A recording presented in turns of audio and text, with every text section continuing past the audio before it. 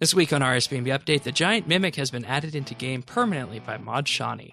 We talk about what defines Taskmaster, and Dungeoneering has been made easier via depositing. Also, the mining and smithing beta is in sight, and we talk about the Bank Rework once more. This is RSBANDB Update, episode 657, recorded Thursday, February 8th, 2018. The Tongue Lashing.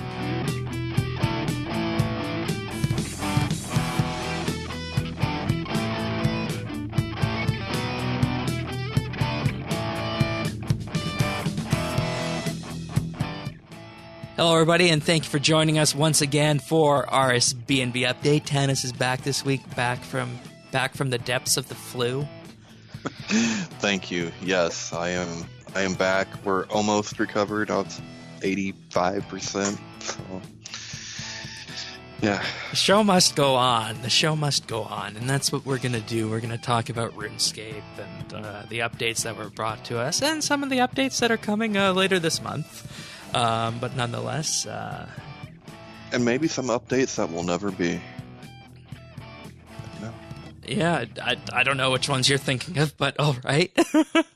I guess we'll get there when the time is right. We'll get there when we talk about the Q&A. Oh boy. Oh, yeah, I think I know where you're leading there.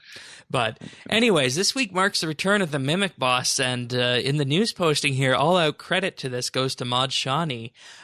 They said, so much so with this week, that the definition of above and beyond in the Oxford Dictionary should now read as, when Mod Shauny brings back the old Avengers team's Mimic boss as permanent in-game content.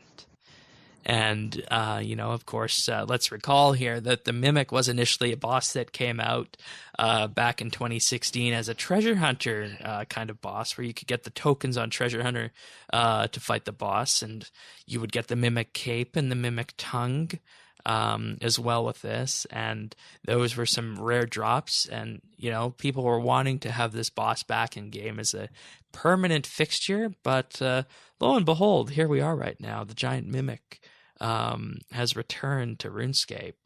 What are you thinking here about this? Oh, the Mimic plushie was the other one, and it was a really good source for protein, skilling supplies and stuff like that. I know people that really stocked up on that.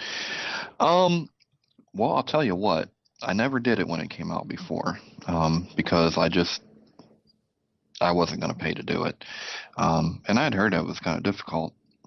Turns out they were right, because I did it Monday, and can I say I got a tongue lashing? That's good. Oh man, I started, and then there I was. I'm like, what happened? Oh, I guess I must have died. What difficulty did you fight? Well, I started on elite, and okay. before I knew it, I was just before I had even ate, I was out. I'm like, what happened? And so after several deaths, finally figured out the mechanics, and I had started in the worst style you probably could do, because I'm walking in I'll melee it, whatever, nothing can withstand me except for a giant tongue and a treasure chest. And so then I switched to range, and that made it a lot better. You could avoid the mechanics a little bit better, but after all of that, you're like, all right, let's see what I got. Spirit Diamond. Oh, well, that's crap. So the the whole drop table is not good. I know they had to tone it down, but boy, they toned it a little too far down. Yeah, and I mean, I think that's for two reasons. I think the first reason is that what we're seeing with this boss is, it's not a traditional boss per se, where we go there to fight, to feel good about ourselves in combat and potentially get loot.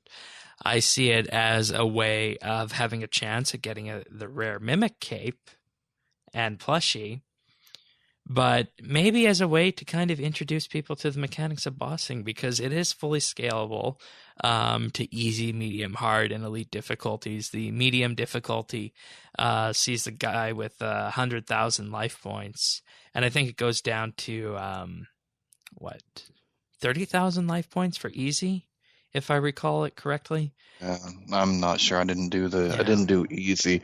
And that's the other part of its difficulty is you have a time limit.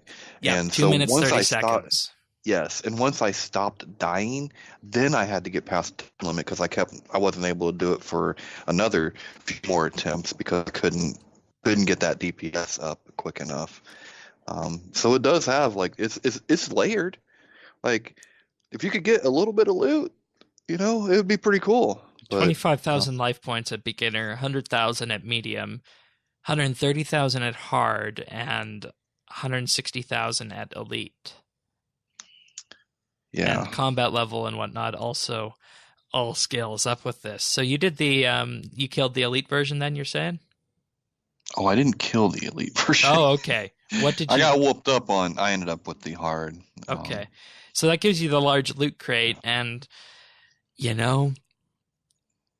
can get another mimic token, and you can buy these tokens on the exchange. You can also get tokens to have weapon overrides. You can get Slayer VIP tickets. You can get of course, as you said, Tanis, the spirit gems. Mm-hmm. And maybe some diamonds to it. Yeah, you can even get regular gems. I mean, yeah. Oh boy. Just watch out. Yeah. Big spenders with that. And I think aside from the fact that you can just go there and you can fight this as a little, I want to say, to dip your toes in the bossing scene in game, because I think that's what it is. I mean, if you put it on easy, that is effectively what it comes down to. This and the giant mole, right? I mean, I guess on easy, but man, that difficulty scales up in a hurry. Because I'm trying to figure out what the point of it is, aside from the rare chance of getting the plushie or the tongue cape. Well, the thing that I was after, that I was really hoping for, was a corruption scrimshaw.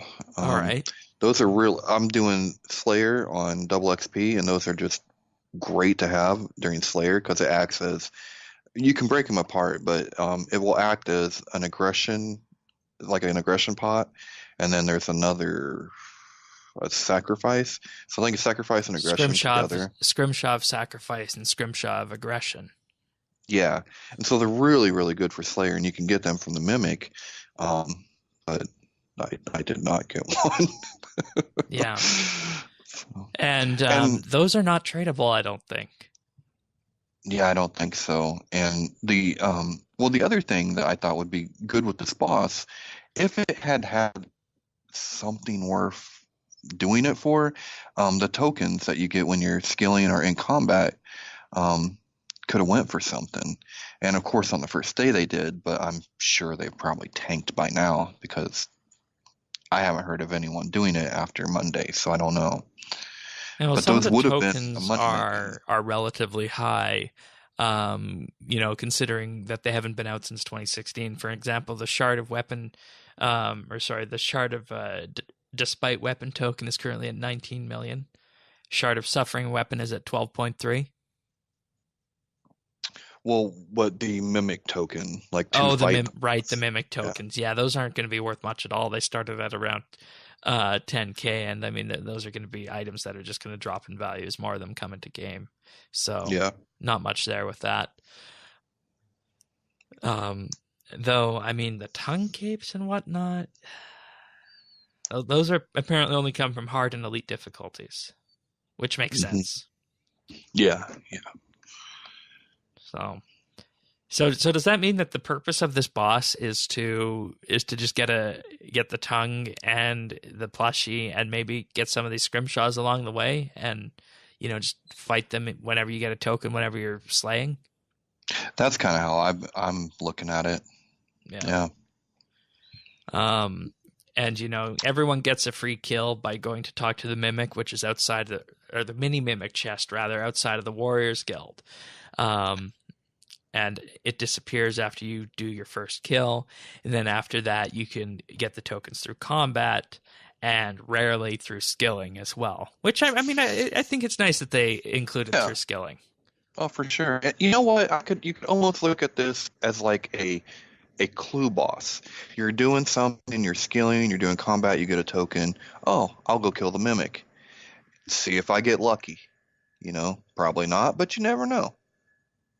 So, kind of related to clues like that. Yeah. Also of note that the Iron Man drop table is slightly different. They can still receive the scrimshaws and get the weapon shards and whatnot for themselves. Though, of course, as an Iron Man, you won't be able to sell those Slayer VIP tickets and the Mimic helmet. But what it does omit is the Spirit Gems and the chance to get uncut diamonds from this. So, in effect, Iron Men can still fight this, except they will get nothing that will aid themselves in developing their character, which I think goes within the confines of what Iron Man is. They don't get trolled with spirit gems. So that's actually a good point. It's actually a very good point. I wouldn't mind getting rid of the spirit gems and the actual diamonds from this because, diamonds. We can get diamonds anywhere, right? Sure. So. What's the point? Yeah. Okay.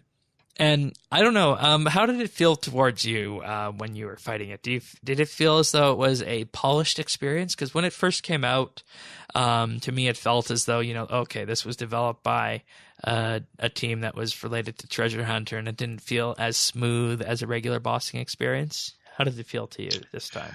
For me, I thought it was pretty good. And I was surprised at the complexity of it. It has like at least 3 different special attacks, and this is a lot different than going down to God Wars 2 and just beating on something for an hour. Like, you kind of need to get away. You kind of have to watch for the signs, and that's something else that's on the difficulty level. Oh, yeah, right. The different difficulty levels will so you'll have an indication of what the attack is coming, but when you do elite, those go away. So it's kind of like you'll stand there and just get smacked hard, and you're like, oh, I didn't even, where was the indicator? Oh, well, you don't get an indicator on the elite. You're with the big boys now. But I thought it was I had a good bossing experience. The kind where you cuss because you get killed a few times, but you still want to go back, and I remember actually I told my friends that night, I'm like, I had gotten mad at one point. I'm like, well, screw this. I'm going to go play Wolfenstein and kill Nazis. It's easier than this stupid shit. Yeah. Well, but I had a good time. All right. Fair enough. Yeah, I don't think there's anything else to mention with the Mimic. We've had this before. The rewards are all the same. It's just a little bit polished up and in-game permanently now. And you have until February 19th to grab that free token outside the Warriors Guild to fight the Mimic. So. Yeah. Alrighty. Well, one more thing before we move on here. I was trying to figure out what this meant and why this was included. In the last sentence of this news posting about the Mimic, it says, "Please control yourselves. This is not a dating site." Oh, because of the tongue? Oh, is that what that's referring to? I don't know. That's my guess. Okay. I didn't think of going there with that, but all right. What was you thinking? I had no idea. It just seemed to completely come out of left field for this. I had no idea why they would include that. Oh no, it'll reach out and touch somebody. They'll give you a old schmooch. Maybe they are gearing up for Valentine's Day with plushies and a tongue. Yeah. Hey. Okay. Way to go. I didn't think of this when I was first reading the post. It just came out of left field. Okay. Please control yourselves. This is not a dating site. It just seemed a little bit odd. But anyways, Jagex always likes to slip these things in, I guess. So. Alrighty, moving on to the patch notes for this week. So a number of good patch notes this week, pertaining to things that we have talked about before on the show. The client will no longer freeze when players attempt to close it. This was a real issue on the Mac. I don't know if it was an issue on Windows as well. You used to have to forcibly quit the client on the Mac, which was annoying. Oh, yeah. Players now have a chance to obtain a soul talisman from looting a sarcophagus in Shifting Tombs. Yeah, still not going to do Shifting Tombs for that, but cool. Yeah, so it's good to add soul more talisman's good. Shifting Tombs focus good. Once again, Shifting Tombs could have been so much more, but we've been there before, and we've been there. Yeah, numerous times. That's something I'd like them to come back to, kind of like that they did for Shattered Worlds. Yeah. Just, cool. Give us a reason to all go back to Shifting Tombs and appreciate it for what it could potentially be instead of what it is. So, on the rare occasion that the fletching skill cape perk strings a bow for free while using a portable fletcher, which also makes an additional bow, both items are now set to the bank. So basically what's happening here is there was a case where the fletching cape was triggering, but if you were using the portable fletcher, it wouldn't put both of them in the bank. It would leave one in your inventory, which could be kind of annoying if you were working based on presets, I guess. Yeah. So, yeah, and I think that's one of the few reasons people would use a fletching cape these days. Yeah, I was sitting there thinking about that too. I was maybe, I guess at 120 maybe. Maybe I should go for 120 fletching. There you go. I mean, that's a good one to do on double XP. Yeah. Because I remember, you know what my first level 85 was? Fletching? Fletching, because of magic longbows and Nice. the ability to high elk those for good money. If you want to go for 120 fletching, what you should do is start picking up your broadheads daily, and then when the next double XP comes around, you can bang that out. Yeah, maybe. Broad arrow tipped heads? Yeah, your broadheads. You get them from your Slayer Masters. You can pick up 6K a day, and then if you have your wildy, all your wildy tasks done, you can pick up. Is it another 3? And these are bolts, right? Or no, arrows? no. You want the arrowheads. You want the arrowheads. Because fletching broad bolts is pretty high up there on the XP per hour. The only thing that's going to be probably better than that would be, well, I don't know if it's better. Ascension bolts would be close. But that's going to cost you way more money. So. And then we can tip them with Hydrix and throw more money away. Tycho was upset last week about that. Sent in a question while you were gone. Okay. Just a little bit going back to that. The Slayer co-op potion ability now works inside the Sophonim Slayer dungeon. Of course, this is your ability to potion share with co-op Slayer. That was not able to be used inside the Sophonim dungeon. I know people who do co-op Slayer. I don't personally do it, but I think that's a good reminder that co-op Slayer is indeed an option out there. Yeah, and I didn't know you could do it on the upper levels like that. I thought it was a lower level kind of thing. So yeah, that's good to know. Mm-hmm. All right, now here's a big one. The Taskmaster emote now consistently unlocks by completing the Taskmaster achievement.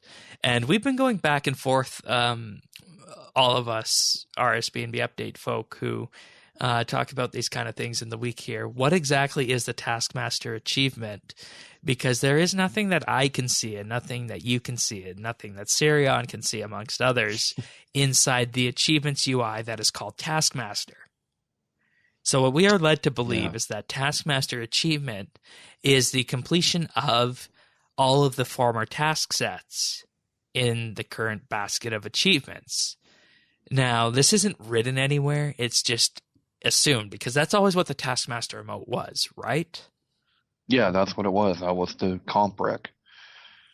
And then there was further discussion we had this week. Does this include the Menaphos achievements? Because Menaphos, they're not a set. They're not a set, but people have said that those are included, I think. Some of them at least. In Taskmaster? I don't know. And it's something we've been trying to figure out for this entire week. So if anyone has an idea out there what exactly Taskmaster achievement is, please do let us know.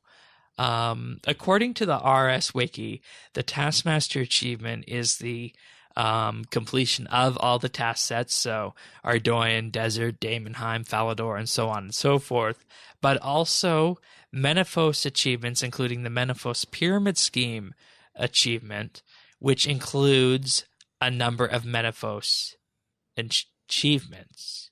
Oh, jeez. Okay. But this wasn't mentioned to us when Menaphos came out, or was it? There are 32 achievements in here, and of those include completing Fight Club, Our Man in the North, Crocodile Tears, Squish 200 Corrupted Scarabs, Slay a combination of 10,000 corrupted or devour creatures. Holy cow. Ooh, that's a hefty. Right. And so as you can see here, this doesn't necessarily fit in with what is the Taskmaster achievement in the past. So, I mean, the RS Wiki says that the Taskmaster is unlocked by completing this Menaphos Pyramid Scheme achievement. But for me, it seems like it should just be limited to the ones that are the area task sets, which we have all had for so long. So what I'm asking the listeners out there, if you guys are listening to this, can you please confirm one way or another if you need to do the Menaphos achievements, all of the Menaphos achievements under Menaphos Pyramid Scheme, in order to complete the Taskmaster achievement? Well, I guess on the bright side, I mean, at least the animation fits and works now, right? Yeah. So there's that. Yeah. Because Menaphos Pyramid Scheme, complete all achievements within Menaphos. Yeah. They're going to drag you in there one way or another, aren't they? Yep. So, please do let us know out there, listeners, if you do need to complete the Menaphos achievements to have the Taskmaster emote. And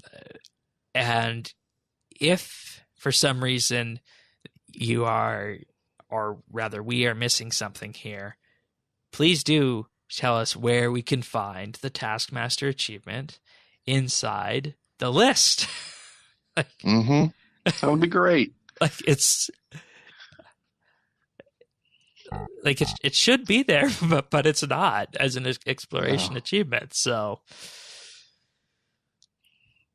coming weeks, right? Taskmaster is now in the achievements guide, and this comes down to the old achievement system and bringing everything over to the new achievement system that we had last year. And I mean, it's still kind of confusing for this. So I have no idea what's going on here, even with this. I mean, granted, we do have here that the emote now consistently unlocks, but what is the Taskmaster achievement? That's the question at the end of the day that How do you unlock it? Exactly. Yeah, exactly. Precisely. All right. Hovering over an NPC while in combat now correctly shows their overhead bar, following from last week's rebuild of that overhead bar. I'm guessing there were cases where it wouldn't show up. Provoke can now be used during the global cooldown.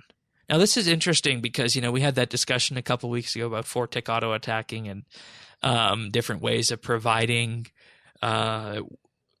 more enhanced combat and allowing people to do more things when their abilities are on global cooldown. And then here we are, 2 weeks later, Provoke can now be used during global cooldown. I think that's good because there are going to be times where I think that you have just performed an ability and you might need to provoke at a certain instance, but you don't want to wait for that to go down. And I think these kind of abilities, certain abilities like provoke, should be able to be used in situations like this. So this is good, and it probably should have been this way from the very beginning. Yeah, I totally agree. The immortality effect now holds players in place for 1.2 seconds fewer once the ability activates upon death. I'm not entirely sure what this is for. What is the immortality effect? Oh, you must not do very much next, huh? No. What is this? Oh, this is next you related. raised me up. Well, no, it's just it's used there. A lot of times, it's an ability where if you get hit real hard, if you go down, it raises you up. Like like you're supposed to sing with it. You go, "You raise me up," you know, as you come back. All right. Yeah. So that's an X-related thing then. Well, I mean, my friends have used it a lot there because I'd always hear him would be laughing and joking around because you'd hear him singing, "You raise me up." And what does it come from? It is I don't know if it's Constitution or Defense. Okay. It's one of the. It's a defense ability. So basically reduces. So if you die while this is active, you will return to life, but the effect will be removed, and it reduces damage received by 25% for 30 seconds. Yeah. So it's a defensive ultimate. Okay, I see. So basically, you are held in place, and you're able to move faster than you were previously here by 2 ticks. So you're not rooted for as long as the way to put it in an MMO sense, let's just say. Mm-hmm. Okay, good. The required defense level to equip a piece of armor now displays on tooltips. Compacted jewelry no longer has a percentage-based item charge tooltip, and instead, the number of charges remaining still appears. Good. Mm-hmm. I agree. This is a very good patch note. All right. Now, I don't know anyone left who still uses this, but the backpack interface is no longer hidden when logging in with fixed screen interface legacy mode. So this is RuneScape circa 2005. I don't know anyone who uses that with RS3, but okay. Yeah, that seems like that would be like how you're playing RS3 with the old school setup. Okay, to each his own. I don't know. Yeah. The Iron Man achievements board has been updated to contain the latest achievements attained by some legendary Iron Men. By the way, Jagex says, by the way. And now various depositing actions have been added to the following. Players are now informed which items are allowed into Daemonheim and given an option to put all forbidden items in their bank when attempting to enter. Oh, that's awesome. Finally. Yes, that is. Because you would try and go in and you still have items. Yes. So, okay, which items You'd be are like, they? what do I have? Like, yes. Oh, that's cool. And then you just click all the little buttons in your bank to deposit everything, and there you go. So, Cool. Finally getting this change. That's nice. Also, players are now given an option to deposit all forbidden items when a monk of Entrina searches a player without needing to make use of a bank deposit box. Yes. This is really good for Entrina-based treasure trails. So, okay. I am pleased. Players are also now given an option to deposit forbidden items into their bank when traveling to Entrina using a hot air balloon. That's another way of getting there. Players are now also given an option to put all items in a deposit box when entering a Fremennik Saga, which is, of course, Dungeoneering related. And players are now also given an option to put all their items in a deposit box when entering the portal to New Varrock. Dimension of Disaster, of course. So, Very nice.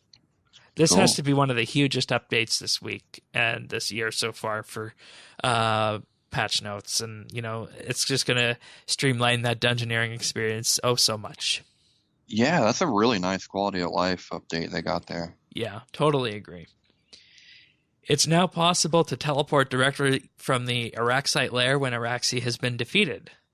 I think he used to have to had to go up or something for that regard. So it's nice that you don't need to go back to the initial part for that.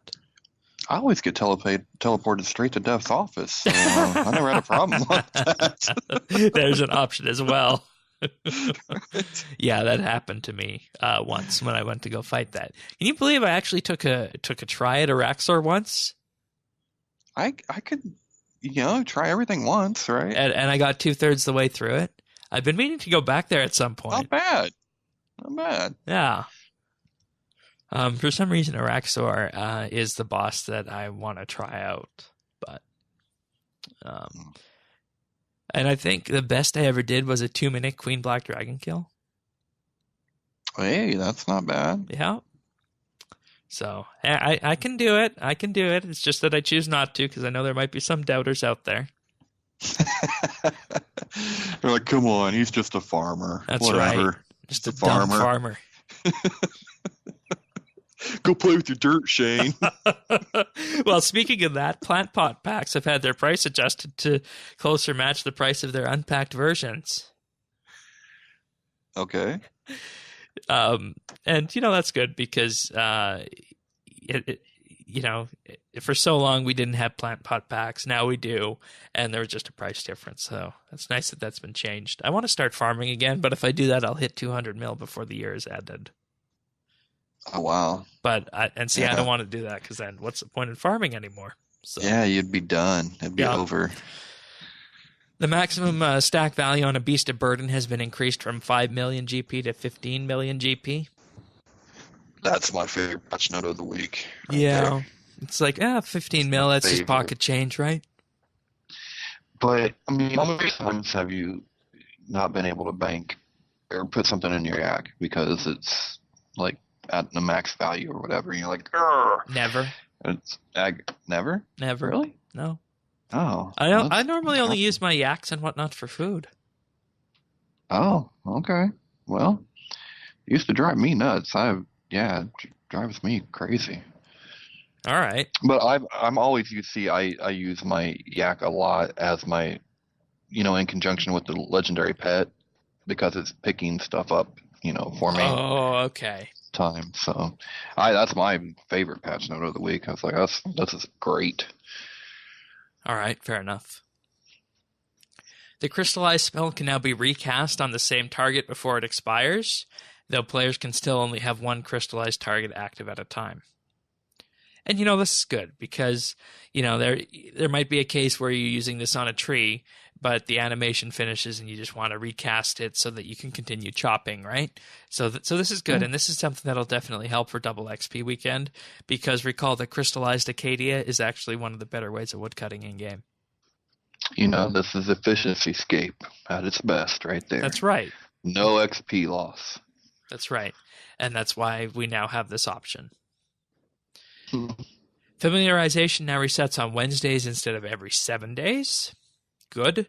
And generic combat styles have been added to action bar switching. Okay. You weren't here for this last week. What did you think of the ability to have action bar switch automatically?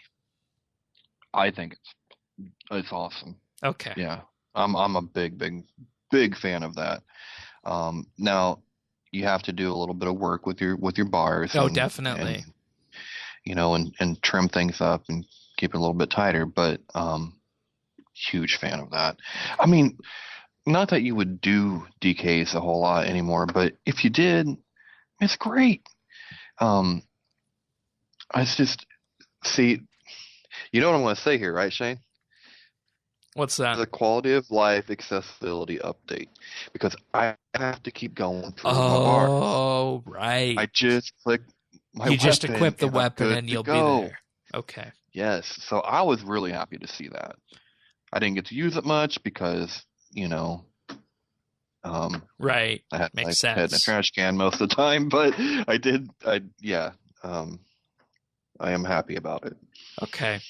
And, this is something Sirion talked about last week is that, okay, this is good, but there's no general option here so that if it's ranged, it doesn't switch to my range bar. You got to choose either range two-handed or range dual wield. So that's good. That was added this week, and that was one of his complaints about it. But, and Pernasius also brought this up, is that if you go into the action bar settings, it's hard to find where this is. So you basically got to press escape, go to game settings, go to action bar on the left, then it's in the column on the right, and you can set it up right there. Now, tell me if this is just me or if it's you guys as well this week, but when you select action bar 1 in this list, you get a drop down. My options are as follows: no style, all melee, melee dual wield, melee two-handed, range two-handed, all magic, magic dual wield, magic two-handed. So for some reason, I'm missing range dual wield and all ranged on this little drop down. I don't know if that's something that you guys are also experiencing, but this is something that I am experiencing as well. Well, we'll see that patch note next week. Yeah, I mean, Range has been added to the drop-down table. like I don't know if it's just me or if it's everyone or whatnot, but it seems to be a little bit odd that that's missing, and I don't know if that's a client issue or if it's widespread. So I'd be interested to hear what everyone else has to say on this. So, yeah, for sure. all right, so that wraps up the patch notes for this week. Next up is the month ahead Q&A live stream that happened this past Tuesday. Now, we talked about the month ahead last week. It's going to be the mining and smithing update, treasure trails, and the bank rework taster. And, along from that, just ninja fixes and whatnot thrown in as well with this. So I think, I'm just going to summarize largely what they talked about here. They talked a little bit about the mining and smithing beta. That is coming next week at some point during the week.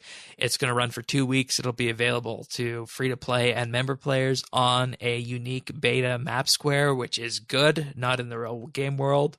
And everyone will be able to start at level 1 and work their way up and set their levels through it. So, like I said, you want to test all the ranges here, I think. Yeah, and it should be on the 12th. I think it's Monday, right? Yeah. Though I heard it might be later in the week, but we'll wait and see on that. Oh, okay. So, in addition to this, they also talked about Bank Rework and its current status in the game, and the fact that the Bank Rework taster is going to give people most of what they want, including Diango and POH access.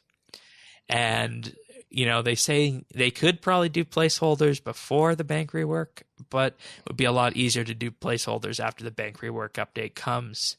So the bank rework will still arrive. So I think we should talk about this. Okay. Because this is where I say, can we all just have a little common sense on all this? Because they seem very apprehensive about doing that, and they wanted to pull it, this and that, because they were afraid that it looked like batching. Now look, I'm not a fan of batching, not when it comes to like priftiness or something like that, right? I want that content together. But for a bank rework, I think batching is perfectly fine. I don't think we should be up in arms. If they gave us placeholders on top of all this other stuff, you don't need a rework. Like you what else is there after Diango, after POH, after all this stuff? What else is there? Right. And let me just say something here. I completely see where you're coming from with this. And last week, Sirion and I talked about this, and he made a really good point. What are the 2 things that you interact with the most in RuneScape aside from the chat box? That's bank. And inventory. And inventory. And if the bank or inventory is not working as intended or is not good enough, then you should put all you can into reworking that, because it is a forward-facing user interface and it influences the experience greatly in the game. So, we could get by without it, but at the same time, it's been a long time and it's time for a bank rework. So they definitely should go with the full bank rework. But what is the full bank rework? See, that's something that I'm still waiting on them to tell me. It has to be more than just more tabs. Like, what are we missing right now? Now, I know Henry Ford would have said, people would telling me they want a faster rate. So maybe I can't see what we should have. But they're not saying anything other than what we already know. Like and after placeholders, we would get some tabs. Okay.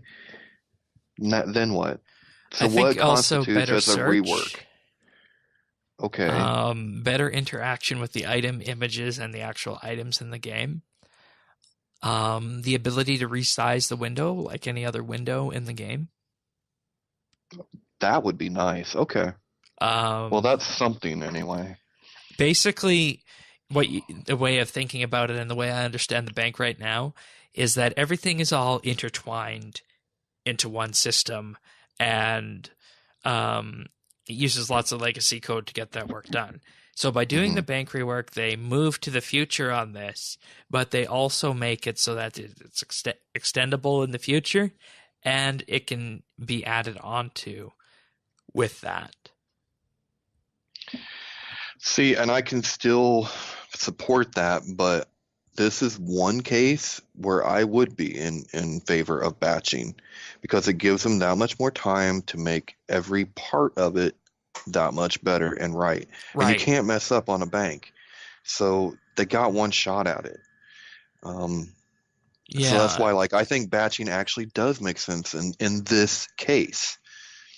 Yeah, I'm going to actually agree with you on that. Like, I'm not too particularly fussed about needing a bank rework myself, and I can wait for the full thing to arrive.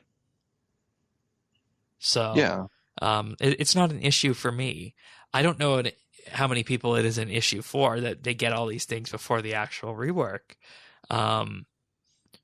And another question I'm going to have is, I don't know if this was addressed or not, but is the interface for Django interaction, for example, going to be different before the bank rework than it is going to be after the bank rework? Like what we get in the bank taster this month, is that going to be different? I mean, that's a good question. I wouldn't think so, but I mean, that's a good question. I wouldn't know. And we've gotten to a point to where I guess I am good with whichever decision Jagex wants to make, because I think that we could go either way. On one hand, I don't really feel like it's necessary. As after the placeholders, that's it. That's all I need. And I think that's the majority of players. If they had placeholders, you'd never hear another word about bank rework. Yeah. But I understand what you and Tyrion are saying too. So I mean, I'm cool with that. But I just, like I said, I mean, after placeholders, I just don't think people. It's going to fall off the public eye. Yeah. And with that, I think I think that is also potentially why they're doing the bank rework tasters, because if they can, get the players to stop talking about it, which I'm not saying that in a bad way, but I'm just saying, okay, let's stop the players from talking about bank rework, bank rework, bank rework. That'll allow us time to get the underground plumbing of what needs to be done for the bank rework to bring it out on time to the players. Exactly, and I mean, and they got a lot on right now. I mean, mobile is still first and most priority, and so like you don't even have right. We don't even have the people, the expertise to do the underground plumbing of battery work until that is out. So I think they're doing the right thing. Like, and you know me, I'll call them out if I don't, but I think they are doing the right thing. Definitely. And I think I think a lot of players just want the updates now. And but we shouldn't, because we've had example after example of how much better our content can be if we wait. I mean, look, just 2 weeks ago we had the Aura bag, and look what we got for that. We could have had it 3-4 months ago, but it would have been a bag. Like, if you wait, good things will come. They will. You know what I mean? Yeah, I'm going to completely agree with you there. And in that regard, perhaps getting the taster out is the best course of action, and then just let things happen when they happen, Yeah, that's where I'm. Yeah. All right. Let's see. What else did they talk about? Clue Scroll rework?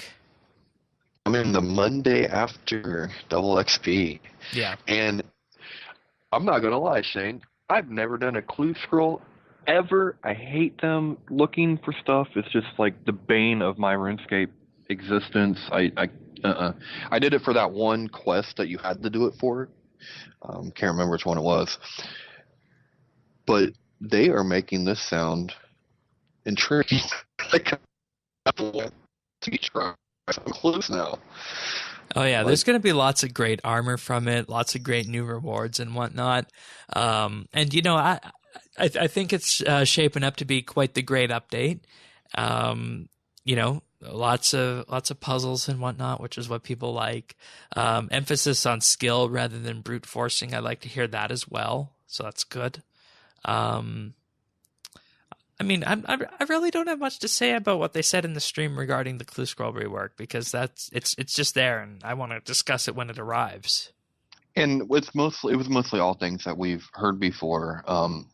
There's a little bit.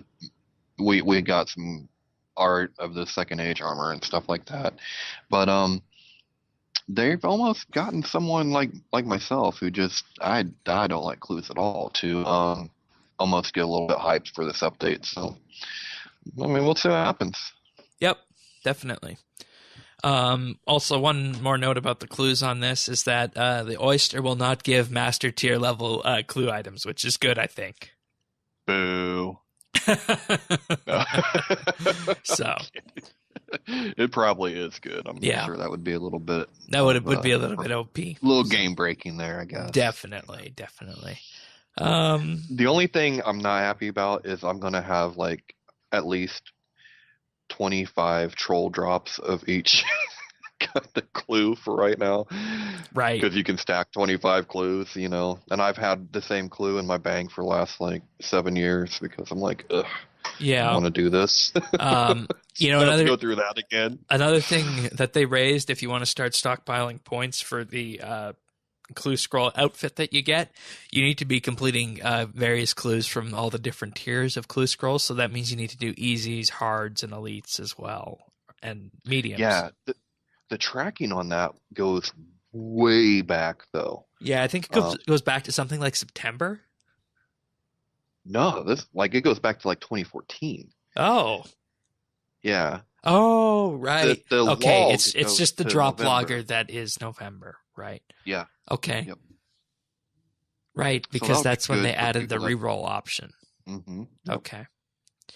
And I mean, you can of course do this on your own. You can start doing that now before the update arrives. So that's good. You might get lucky. Get a die. Yeah. Game Blast. I assume that was mentioned as well in there. Anything? Yeah, on that? They talked about Game Blast, and something I thought was cool. They're going to have some eBay auctions, so they'll be auctioning off, and they've done that in the past before. Actually, a friend of mine has a shirt that all of the JMods signed from Game Blast. So it'll be like an eBay auction for that day, and they're going back to their roots. They're going back to what Game Blast is. They don't have all of the details yet, but I mean they're going to be doing stuff like the dunk tank and the walking on fire and the chair racing. That's the kind of stuff that you can look forward to. So that'll be really cool. Remember that one Game Blast when Mod Mark got the Twitch stream flagged? Yes. Yes. Yeah. That's classic. Yeah.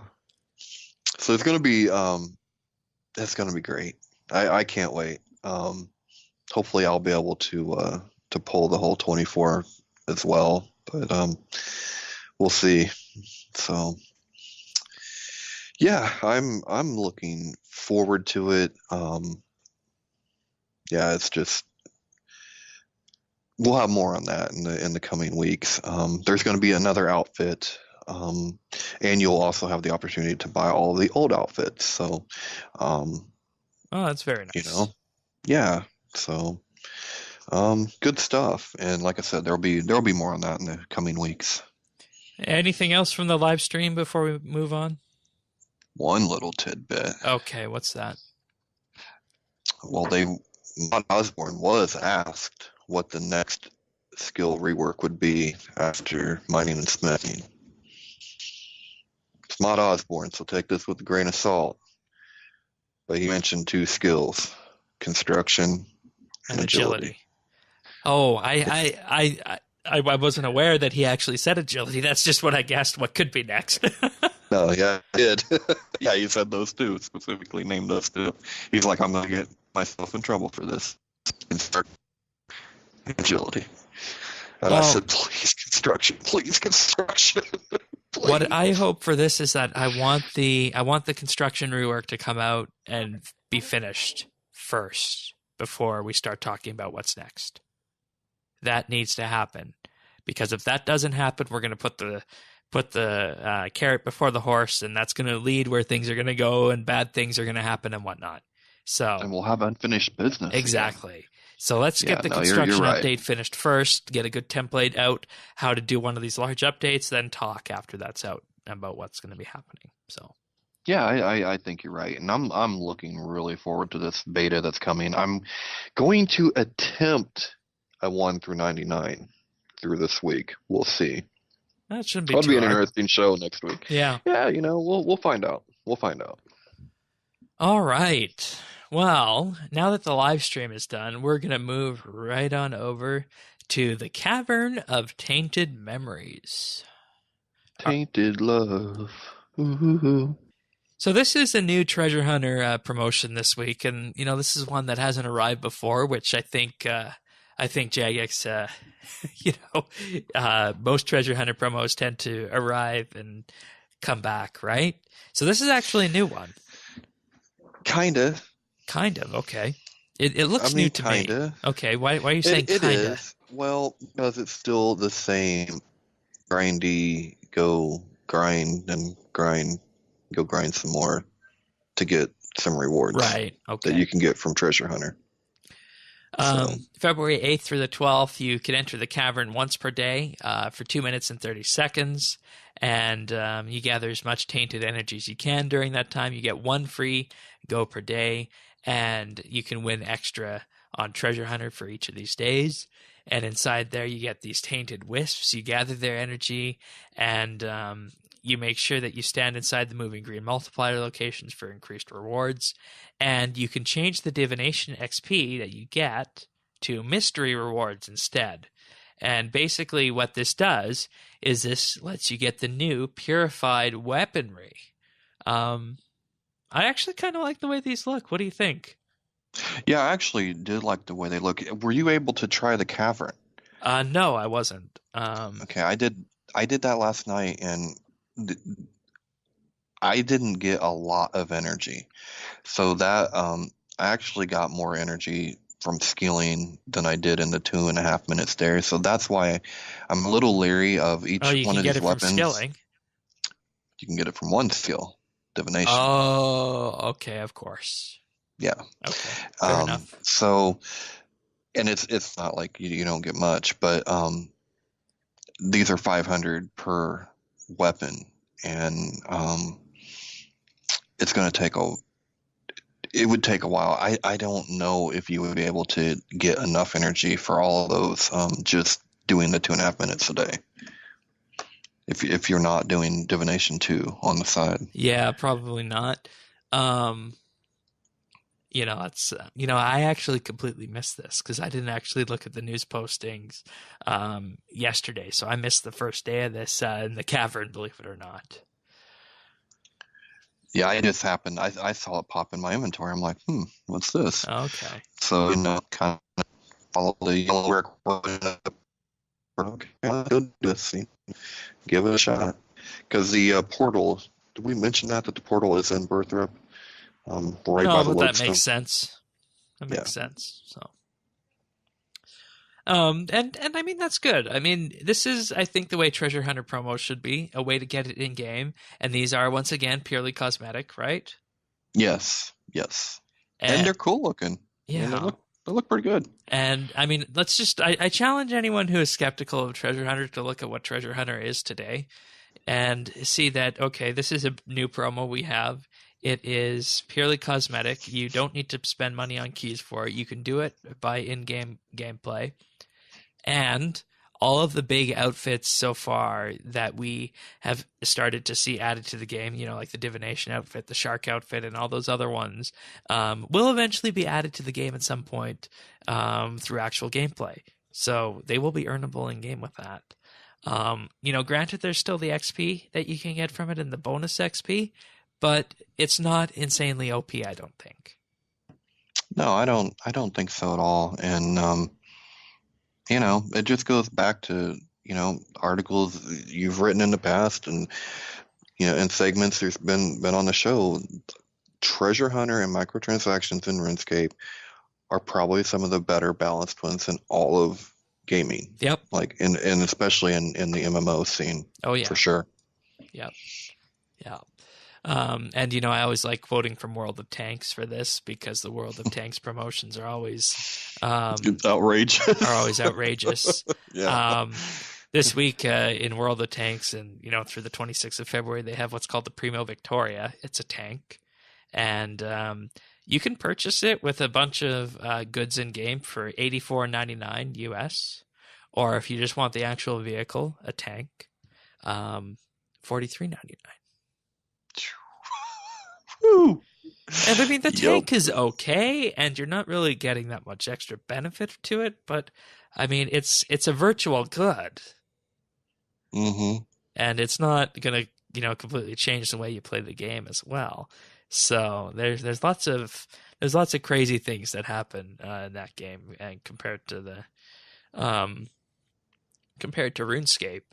And the Prima Victoria is the Sturv 81 Tier 8 Swedish medium tank, and they brought it back to celebrate Sabaton's tour of the US and Canada. So that's how they do their microtransaction promotions. I don't know if you've ever heard of Sabaton, but apparently they are a Swedish metal band.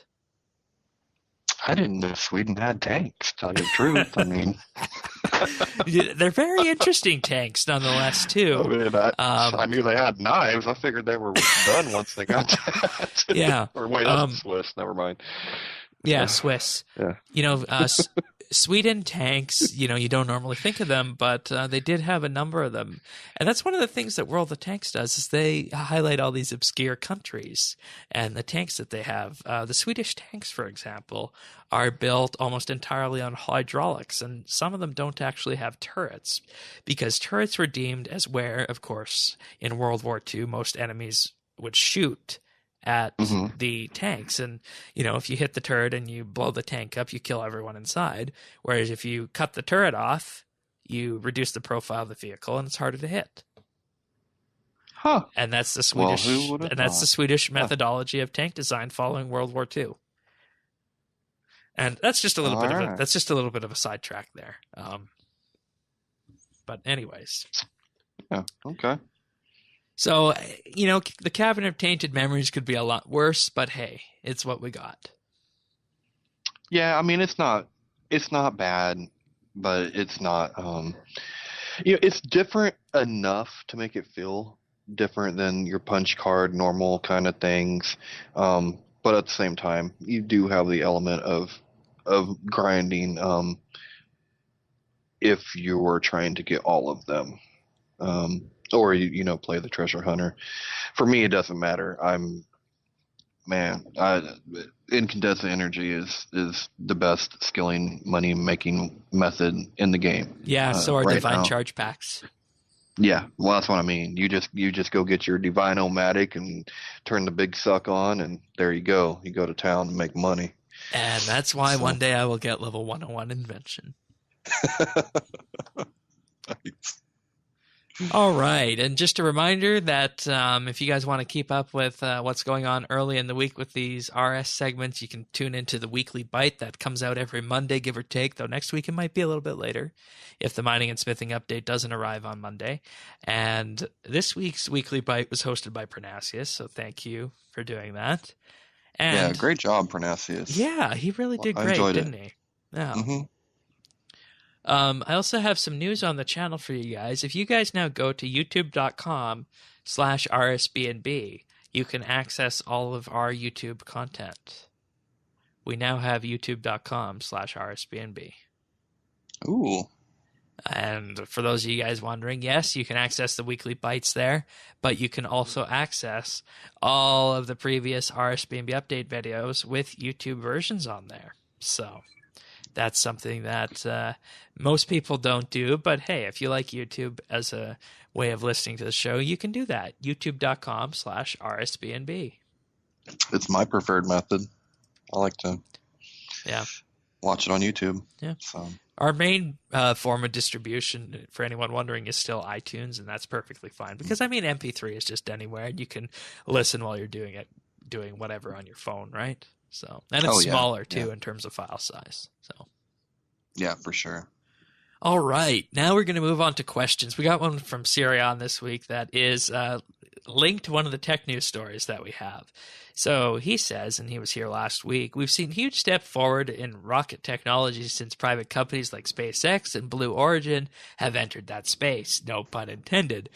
We have also seen this with other things in the past as well, such as, for example, consumer electronics.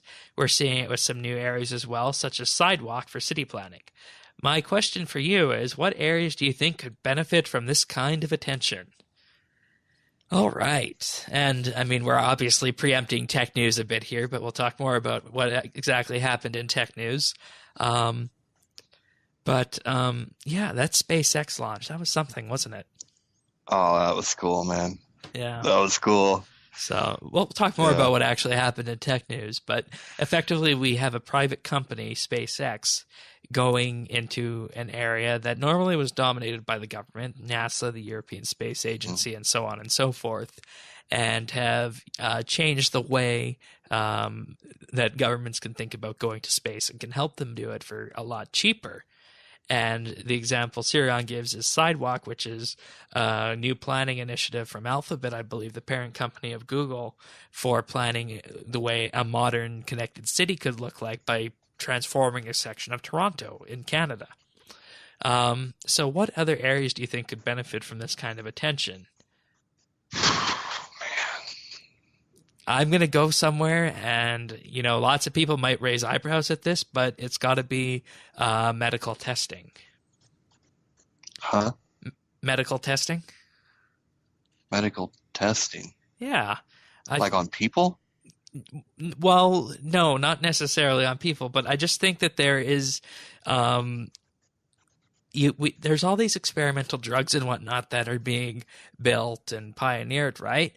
But there's so much red tape, especially in the U.S., when it comes to getting these drugs into clinical trials and getting them into people to run these clinical trials, that maybe there could be a way with a private company to make the process from creating a new drug to distributing it widespread to decrease that amount of time that it takes to do that. Because as you know, it can take years for a drug to go from theory to clinical testing and then to mass distribution.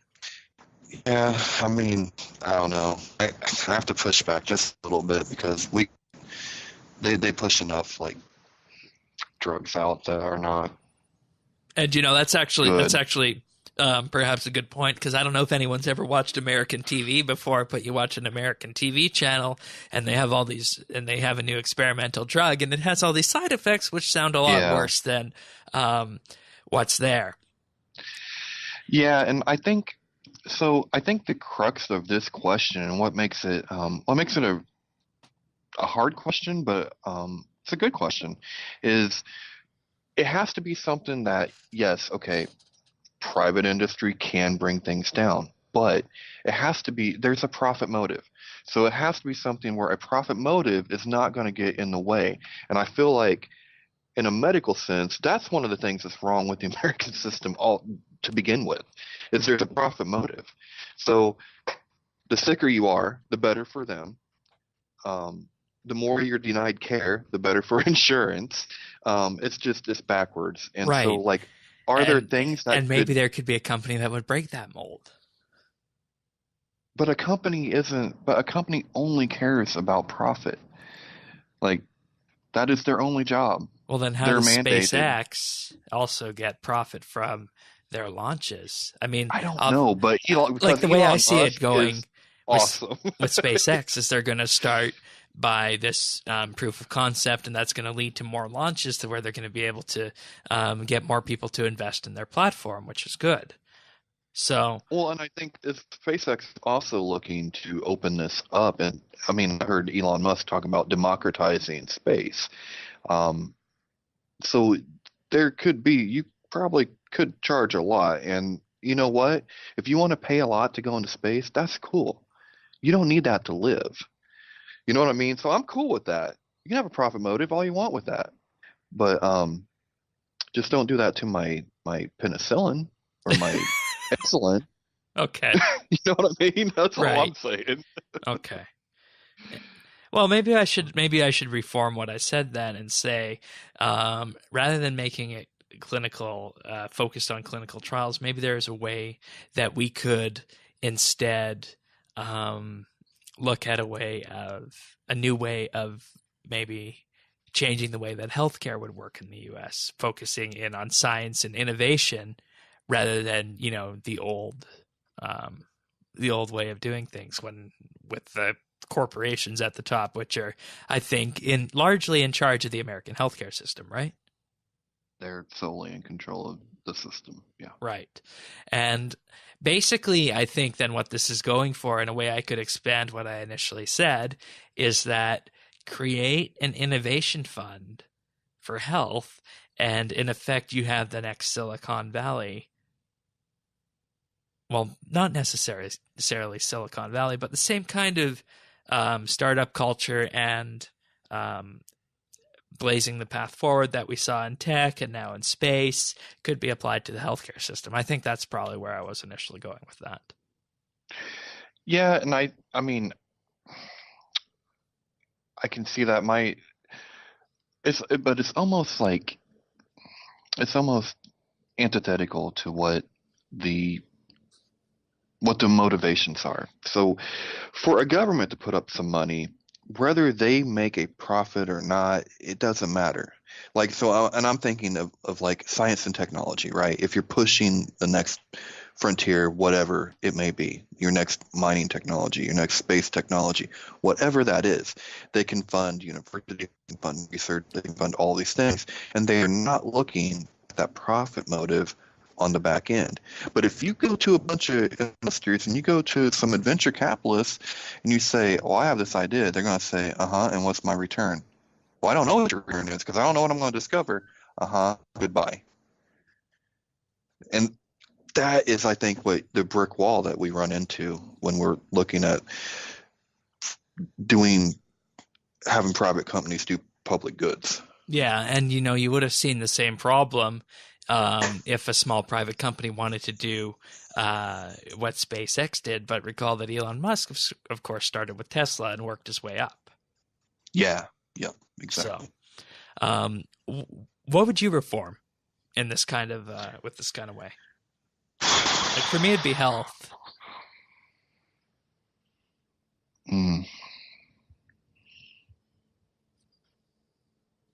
Right now, man, see, I'm going to say education, but I have a huge caveat with that. Um, I'm not talking about education as in you can send you. I'm not looking at putting public dollars into every Oh no. body's I mean, this is all pet. private, of course, right? Because SpaceX is private. Right. So, I have to say education. I mean, I don't want to. I want to believe in our public education system and I want it to work, but right now it's not. And so is there a way to make that work with the profit motive? I don't know, maybe. you need to start from the ground up and imagine, if we didn't have the existing institutions that we have now, what would be the best way to solve the education problem? What would be the best way to solve the healthcare problem? What would be the best way to solve the experimental drug problem? What is the best way to get into space? And here we are with SpaceX. Well, and what I'm looking at is like, okay, so my daughter goes to a Montessori school. That's a private school, but because they do things very differently. There's a philosophy behind the way that they teach. Everything in that classroom has a purpose, but the children learn at their own pace, and they actually outpace the students equivalent, to their grades in the other schools, because they're constantly pushing themselves. It's very child-centered, and the problem is, like in the public system, they are restrained and restricted to you have to do it this way. Yep. And so there's no room for there's no room for experimentation, and there's no room to learn and to be curious, and I really think I feel like that's kind of what made us a little bit different through the last 100 years. You know what I mean? Like we didn't have to have a standardized test. We weren't Japan. We weren't Norway. We weren't any of those other countries. Not that they're not great countries, but where was the car invented? Where's the airplane? You know what I mean? Like Yep. we did Yep. that because we were curious and because we liked experimentation and we wanted to do those things. And so maybe education, because I just feel like it's too cookie cutter. It's one size fits all. And I don't think kids are like that. Now that I have my own, I know kids are not like that. Alrighty. So there we go. Thank you, Sirion. If you guys want to send questions in or discussion topics, email questions@rsbnb.com. Call or text 571-57BNB. You can leave us a voicemail there or send us a text message. Of course, everyone in the U.S. can call that, or anyone in the world can send a text message. That's one of the easiest ways. Or if you're on Twitter, just send us an @mention or DM us at RSBNB. All right. Yeah. So we're going to talk more about the human problem now. And that comes down to technology. We have social media, we have Facebook, we have Twitter, Instagram, Snapchat.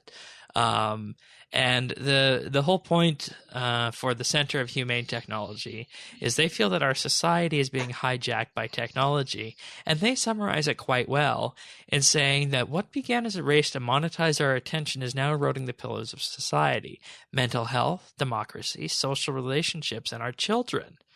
And they highlight it very well here, because they say Snapchat turns conversations into streaks, redefining how our children measure friendship. Instagram glorifies the picture of perfect life, eroding our self-worth. Facebook segregates us into echo chambers, fragmenting our communities. And YouTube autoplays the next video within seconds, even if it eats into our sleep. These are not neutral products. They are part of a system designed to addict us. And that is what the Center for Humane Technology views as a problem. Now, you might be wondering who exactly formed this. Well, it's formed by a former design ethicist at Google, which, that's a rather impressive title, because it's a design ethicist, meaning how can we design a piece of software to be ethical and not harm people, right? Mm-hmm. And, there's also Roger McName, who, 35 years of technology investing, and he was an advisor to Mark Zuckerberg in Facebook's early days, and introduced Sheryl Sandberg, the marketing manager for Facebook, to Mark Zuckerberg. And in 2016, he became concerned about Facebook not taking responsibility for how its platform was being exploited to influence elections and disenfranchising different groups. And I think that's something that we have talked about before, is that, Facebook is incredibly prone to manipulation from any source. And, what we're seeing here is kind of a pushback finally. And you'll note that, it's Google is not listed here onto products that outright harm people, and Google owns YouTube and whatnot, and that's fine. But I think Google is doing something well in that they still maintain a level of neutrality amongst all these other companies, because when you think of Facebook, Snapchat, Instagram, those are effectively the evil companies, right? Yeah, some people say that about Google. Yeah. Because they know everything about you. Yeah, exactly. And we have no evidence thus far that Google is leveraging that against people, but if they did, they should be on this list. Right. I understand where people are coming from with these concerns. I think they're legitimate concerns. But at the same time, technology marches on. And we march on. And I can totally hear this argument when people start watching TVs. Oh, look at the commercials. Oh, well, you have to be this way or that way, or people's not going to like you, or this or that. Hey, when we started driving cars, well, that just took us away from our bonds with horses and nature. You know what I mean? So there's always going to be this. And I think it comes down to a certain level of parental responsibility and self-responsibility, because just because something can look, there's a lot of addicting things out there, but if done in moderation, you don't get addicted. Yeah. Um, and so as hard as it is, I feel like that has to be on us because if we give that up, what else are we going to give up? Yeah.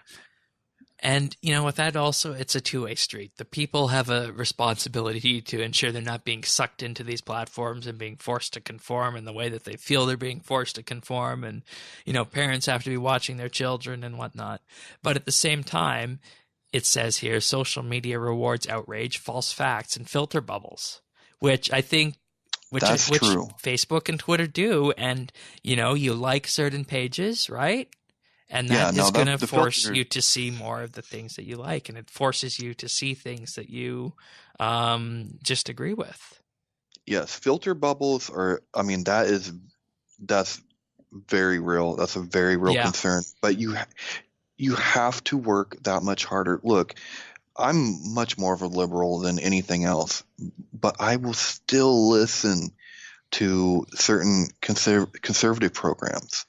And I have conservative friends. I do that on purpose because I mean, they're my friends, but I mean, I don't want to be in a bubble. So I think that's also how comfortable are you? Do you ever want to challenge yourself or not? Do you just want to be comfortable? I don't know. yeah. And I mean, and they say, won't we just adapt? There's 4 reasons it's different this time. And artificially intelligent, no other media drew on massive supercomputers to predict what it could show to perfectly keep you scrolling or swiping or sharing. That's Facebook. That's YouTube's algorithms. 24/7 influence. No other media steered 2 billion people's thoughts 24/7, checking 150 times per day from the moment we wake up until the moment we sleep. Social control. No other media redefined the terms of our social lives, self-esteem, when we believe we are missing out, and the perception that others agree with us. And that's true. I mean, you get 50 No, likes on a photo. but I disagree with that I one. With that part, I do. right. Because there has been other things. There has been other things that do that. But there are people out there who define themselves by this, and I think that's who this is targeting. That's true, but is it any different than a preacher on a soapbox? It is when it's coming from your friends, and you're seeing What if, recommendations based on your friends. right, but what if your friends are gathered around that guy? That's Like, entirely unlikely. well, just, I don't know. It's, Like I'm with you. I'm not I saying don't it's all know. Facebook's fault, but they definitely do have a role to play in. Oh, they have a role to play, but I mean, it's up to us to be curious, right? I mean, we have to seek things out and want to learn and want to know other stuff. Like, And I here's the don't know. last one, personalized. No other media used a precise, personalized profile of everything we've said, shared, clicked, and watched to influence our behavior at this scale. So, legislate the selling of our data so that that doesn't happen. Now, that's something that you're going to have problems doing across any number of countries. Well, right, but if you want a stop to it, I think that would probably stop it. Yeah. And that's why I said when the whole net neutrality thing was happening, it's time to look at an internet bill of rights for not only the ISPs, but these companies as well.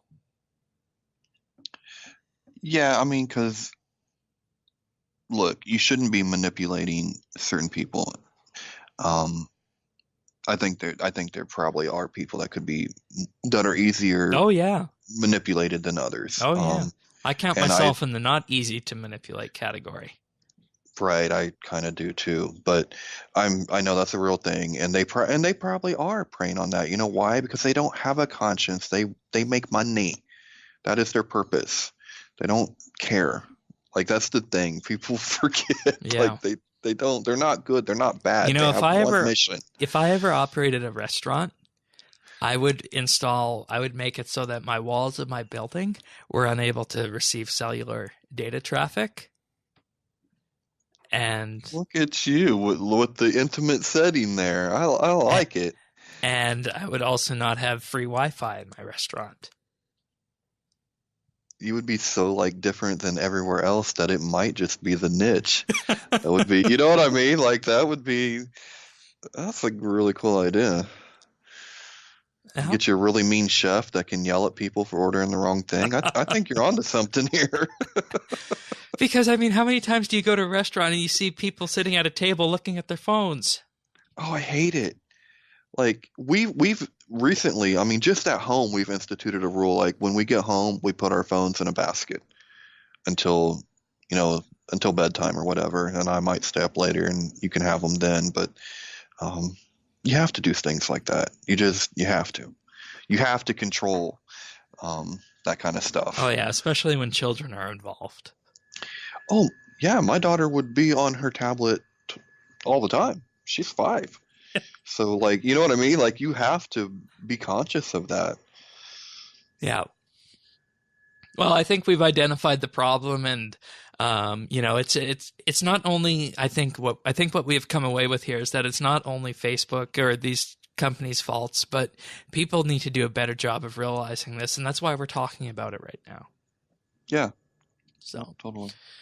All right, next piece of tech news, which I'm going to actually swap these around here just for the ordering to stay on the social bandwagon here. But this week it was announced that Twitter actually finally made profits for the first time. So yeah, Twitter. Twitter, of course, made its IPO in 2013. And, you know, for every other year since Twitter has existed, they really had not been a company that was making profits. They were effectively one of those Silicon Valley companies that just received money thrown at it to do something. And, you know, they never really made a profit. But here we are today. On news that Twitter was going to be making profits, their shares rose by 30%, up to $35. This is the highest spike since November 7th, 2013. Now, whether or not that'll stay remains to be seen. But the reason why Twitter actually made profit this year is because they actually grew their user base, believe it or not. Boy, them Russian bots are great for business, aren't they? And what Twitter feels like that grew their user base was their modified homepage that shows more important content to people first before just showing a stream from your followers. And once again, those Russian bots really do great things, don't they? Yeah, I mean, that's even up for debate. I don't think anyone knows what can be defined as a Russian bot anymore. But revenue in the recent period rose 2% from a year earlier to $731.6 million. That's revenue. And this was by data licensing sales and video advertising, as well as, of course, keeping people on the pages more so than they had previously. Analysts predicted $686 million in revenue, but this instead led to a net income of $91.1 million, or 12 cents a share. And as I said, that's the first time that Twitter has made a profit since they went public and since they actually were a company. So, but you know, that kind of goes to what we were talking about before, because when did they finally make a profit? When they started monitoring what you're doing and creating filter bubbles for you. Exactly. And so, yeah. I'd actually like to take this time here and encourage everyone who has a Twitter account to go to the settings page. So you click the profile picture. Let's see, can I do this? Yeah, actually, I don't want to show that because there's personal information on there that has information how to recover the account, so I'm not going to do that. But if you click the profile picture and then go to settings, and then if you go to let's see, where was it? If you go to privacy and security, then there's a personalization and data segment. And there's a bunch of checkbox there where you can enable various amounts of personalization and data. And this is the data that you control, that you give to Twitter. And you can just turn it all off, or you can turn it all on. And if it's been on, you have a way of requesting all this data that they had been gathering on you. And I did that. And you know what I got? I got an email with a PDF containing 23 pages of Holy Twitter cow. accounts that are interested in my account, the RSBANDB account, for advertising. 23 pages of @handles. Wow. Wow. And that's, just by posting tweets from RSBANDB, looking at RuneScape tweets, gaming tweets, and, just by being on the site. Just by being there. Well, there's another reason. Wow. But you can disable that. Just go into the, as I said, I believe it was the privacy settings. So you can disable all that. Wow. See, like I use it to follow if RSBANDB puts out a tweet. Right. Great. Otherwise, we gotta I use call it. Right. And I mean, because otherwise, though, I call it troller. It's not Twitter, it's troller, because that's the majority, it seems like, what's going on out there. So I'll follow JMods and I follow RSBANDB, and that's literally about it. Once our president jumped on there, I said, I'm done. I can't do this anymore. But that is scary. 23 pages? Yeah, and I mean, granted, there was one column of @handles, and it was about a size 12 font, and it was just there. Just, 23 pages of that. Wow. Man.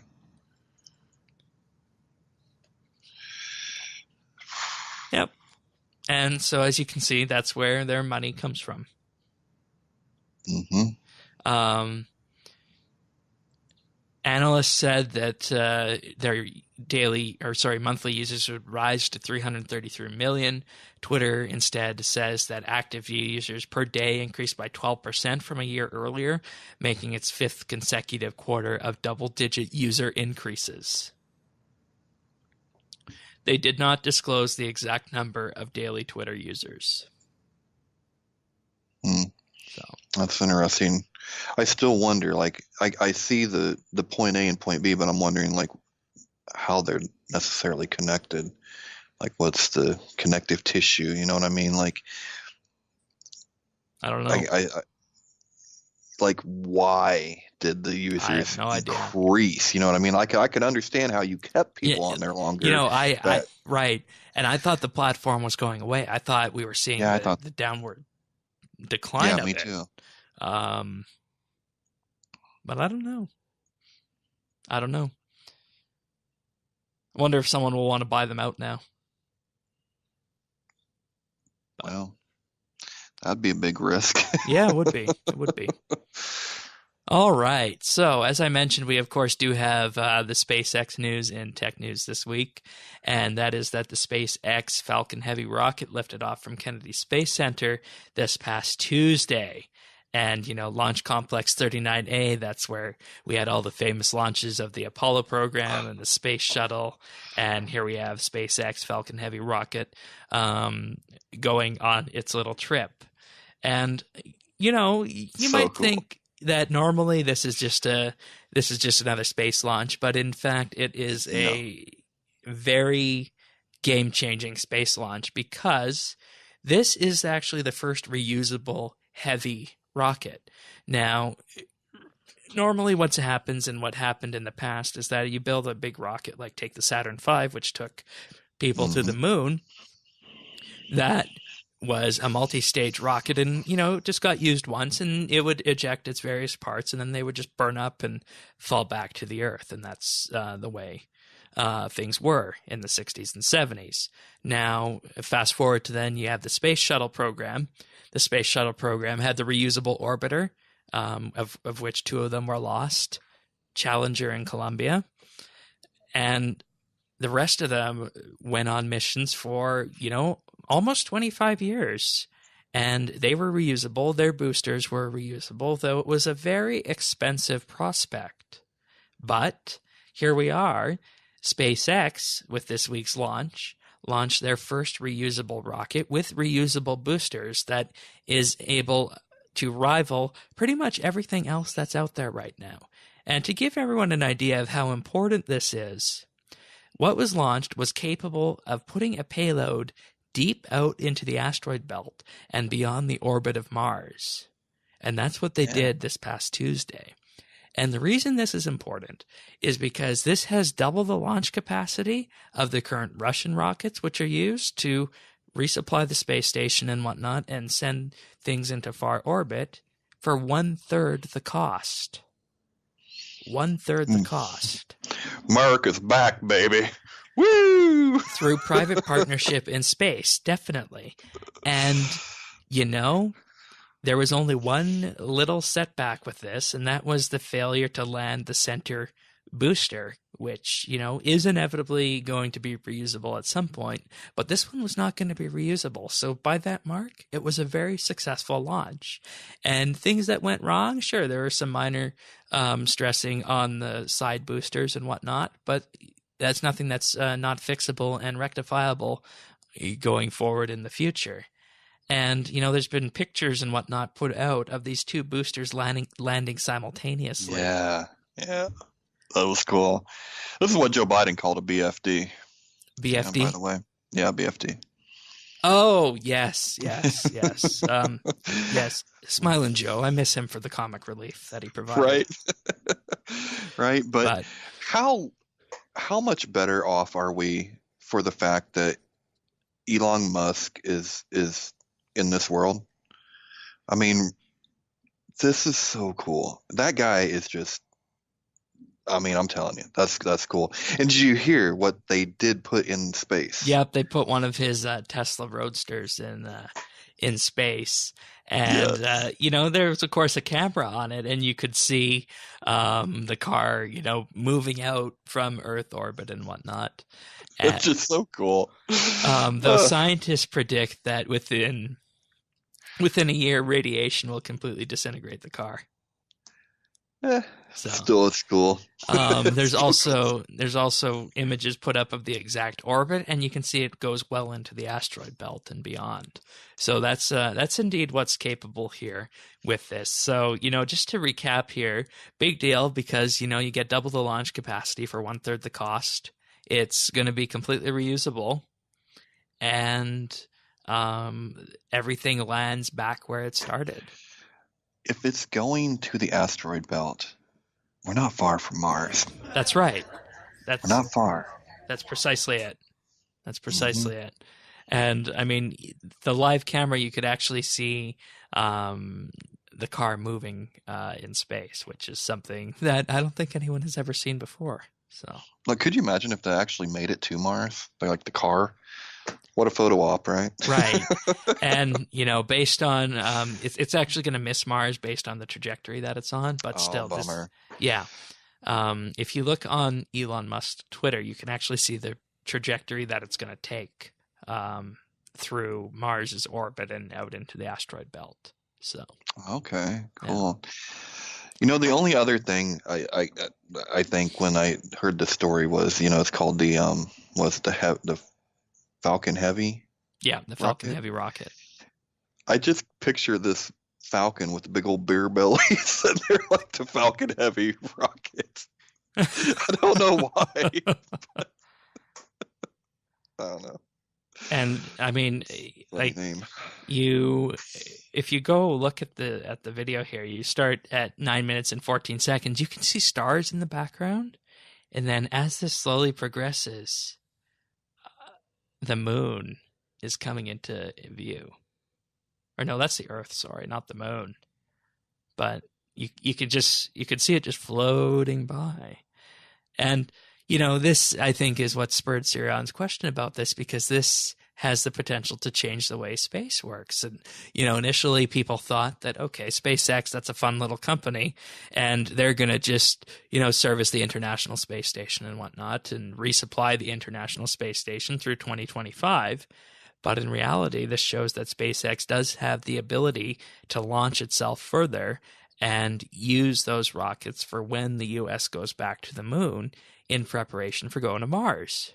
So, but you have to have the right vision at the head, at the helm. without it, is Apple without Steve Jobs? Is SpaceX without Elon Musk? I don't think so. Yeah, definitely. You have to have that. You have to have that visionary. So, big news in space this week, and I don't think we're going to see anything this big until one of these rockets actually sends people back to the moon. So, we'll just have to wait and see what happens next. Hey, maybe we'll see an Enterprise in our lifetime. You think it could happen? Well, there was one. They there was a write-in campaign in the 70s that renamed the first orbiter from Constitution to Enterprise, and Gerald Ford authorized that. Okay, cool. Yeah. It never flew in space, but it was the test bed for the Space Shuttle program, Space Shuttle Enterprise. And I believe that one's currently sitting in New York. Well, that's cool. Well, we need to get one in space. Yeah. And there was also a very famous picture of the original cast of Star Trek at the dedication for Space Shuttle Enterprise. Oh, that's cool. Okay. Yeah. So it has happened before. It's just never actually flown in space. Well, we'll get that up there, and then the Millennium Falcon shortly after. Ay. You just had to go there, didn't you? Well, it's only fair, right? All right, moving on to other things. Time for a Skill of the Month update. The February Construction Skill of the Month. 1 week in, we've had a bit of a lead change, though not by much. X-Blades is currently in first place with 2.6 million XP gain. Second place, we have Pernacia with 2.1, and in third place is Sorensen 57 with just over 1 million XP gained. I'm suspecting that we're not going to see too much progress on this until the double XP weekend. So maybe we'll just skip Skill of the Month update for the next 2 weeks, eh?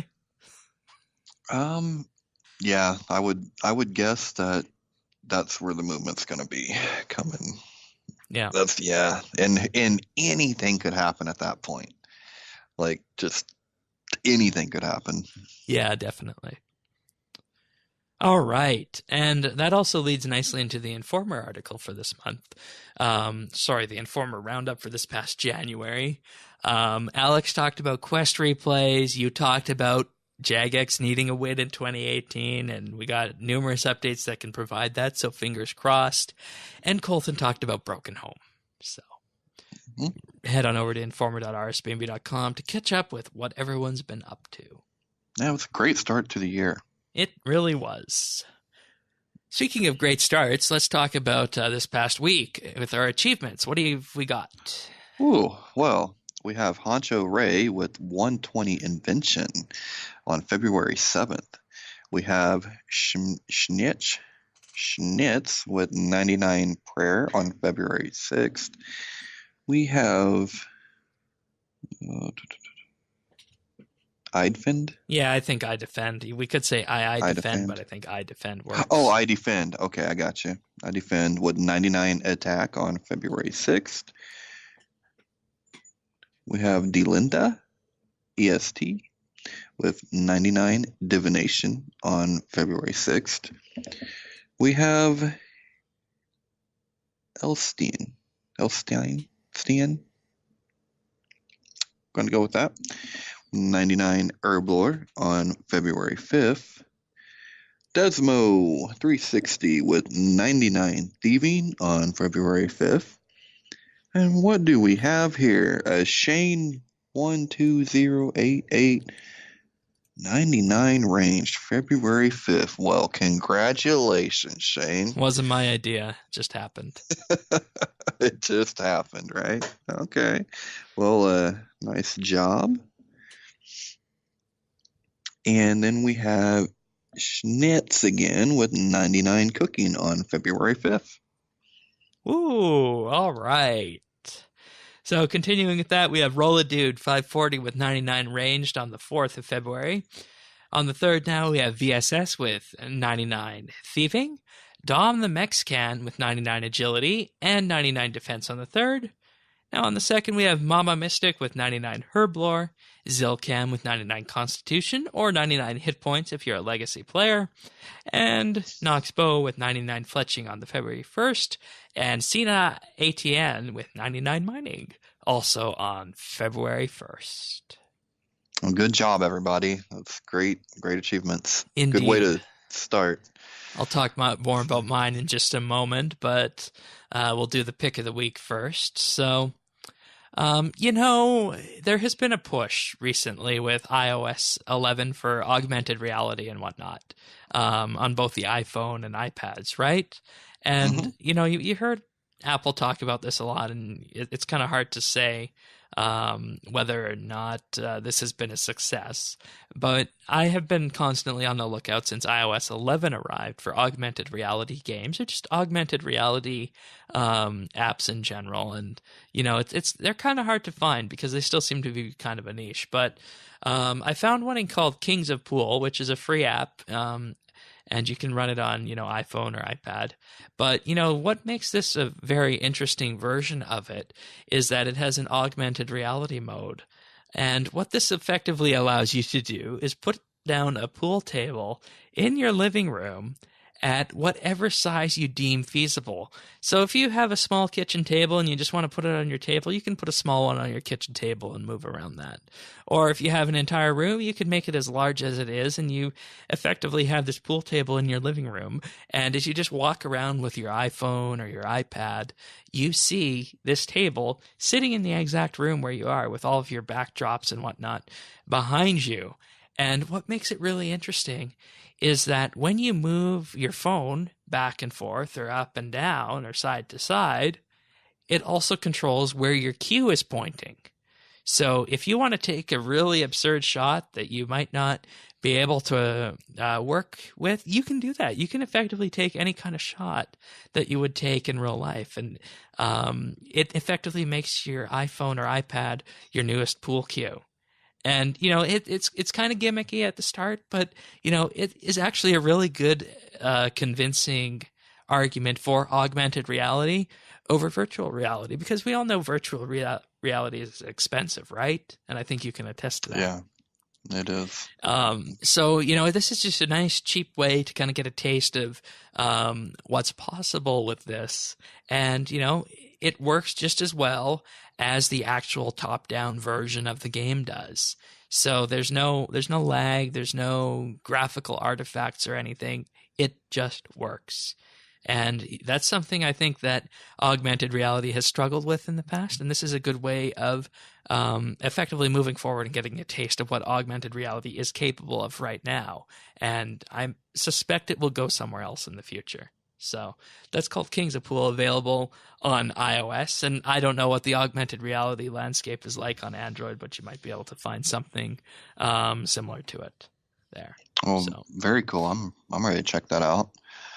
yeah, completely free. If you have an iPhone SE, you're not going to get the best experience because that screen is so small. I get a really good experience with my iPhone Plus, and I could imagine it would be even better if you used an iPad with it. So I have a 6 Plus. I wonder if that would be as long as you okay run size. the iPhone 8 Plus, 7 Plus are all the same size. As long as you're on iOS 11, you will be able to run this. Oh, cool. Okay. Yeah. So when you get tired of chasing make-believe monsters and putting them in jars, or however that works, play some pool. Exactly. So Kings of Pool, available on iOS. All right. So what have you been up to on RS? I've been making some money.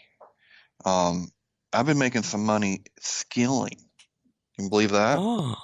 I know, right? But yeah, man, incandescent energy. It's a hot ticket right now. I mean, I guess it's always pretty good, but I use the breakdown machines and take the logs from my kingdom, put them in the machine. I get free empty charge packs, and then I use the Divine-O-Matic and been selling charge packs like crazy, and I'm making decent money skilling. Yeah, I need to get up to that level, get the Divine Sucker thing. Yeah, it's well worth it. Definitely worth the trouble. So, I've been able to already. I've secured the bonds that I think I'm going to need for the Game Blast outfits and everything, and I've got all the charges I need for doing Slayer that weekend, and now we're just cruising, just making some cash in our Very spare nice. time. And by doing it through Slayer. I'm sorry, Yeah. skilling. Yeah, skilling, right? I know. Very nice, very nice. All right. As for me, I have just been working on that invention. I really want to get 96 invention before I start doing other things, and that's of course for the herb protector device, which I think we can all see why I want that. Of course. I've been doing fishing with that. I also did a dark beast task, and that's what led me to get 99 ranged, because I just came so close through doing that. So that was that. Got 99 ranged, and I'm going to also have some Armadillo crossbows to disassemble at some point too, because that's what I've been using, because those are, fairly cheap, and you can just level those up to level 10, right? But I mean, they're slow and they're not going to work for higher level Slayer, so I think that's going to be the end of them shortly. So yeah, the dual wield is much slower. yeah.